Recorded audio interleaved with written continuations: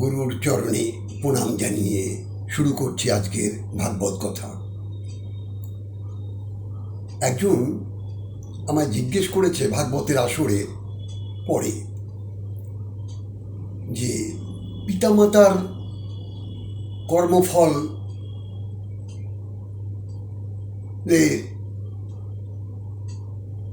পুত্রের কর্মফলের সঙ্গে যুক্ত হয় অথবা পুত্রের কর্মফল পিতার সঙ্গে যুক্ত হয়, এ সম্বন্ধে একটু জানতে চাই। তো আমি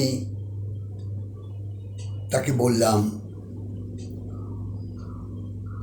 বড় সত্য কথা,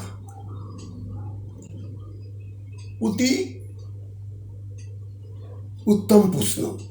কারণ পিতামাতার কর্মফল সন্তানের ওপর পড়ে এবং সন্তানের কর্মফল পিতামাতার ওপর বর্তায়। কারণ সন্তান যদি কুপথে যায় তাহলে পিতামাতার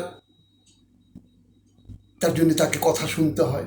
তদ্রূপ পিতামাতা যদি তার কর্মফল ভালো হয় তবে তার অবশ্যই সন্তান ভালো হবে, এটা চিরসত্য কথা। তাই সদা সর্বদা আমরা সংস্কার শেখাবো, যাতে আমাদের পরবর্তী জেনারেশন, পুত্র হোক কন্যা হোক, তারাও যেন এই ভগবত পথে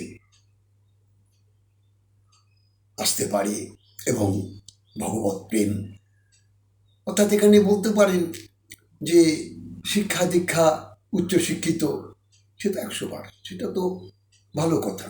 কিন্তু উচ্চশিক্ষিত হলেই হবে না, মানুষের মতো মানুষ হতে হবে। উচ্চশিক্ষিত হয়ে বাপ মায়ের সেবায় লাগলো না, লাভ কি সে শিক্ষার? তাই কখনো তো আমরা চাই না, ভগবানের কাছে আমরা চাই আমাদের সন্তান যেন উচ্চশিক্ষিত হয়। কটা মা চায় বলুন তো ভগবানের কাছে যে প্রভু আমার গর্ভে যেন একটা কৃষ্ণ ভক্ত সন্তান জন্মে? কজনের এই আশা করিব? মা যশোদা দৈবকী শত শত বৎসর তপস্যা করে পেয়েছিল ভগবানকে পুত্ররূপে। তদ্রূপ পিতামাতাকে সেইভাবে সন্তানের জন্যে শুধু কি ঐশ্বর্য, শিক্ষা দীক্ষা, এটাতেই কি মানুষ হওয়া যায়? মনুষ্যত্বের বিকাশ যদি না হয়, মানুষকে যদি মানুষের মতো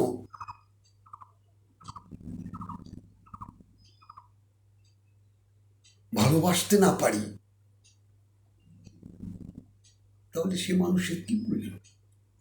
তাই সদা সর্বদা বাপ মায়ের কর্মফলটা পুত্র কন্যার উপর যেমন এফেক্ট হয়, তদ্রূপ পুত্র যদি কোনো কর্ম ভালো করে, সেটাও মা বাবার গর্বের বিষয় হয়। জয় রাধে, জয় নিতাই।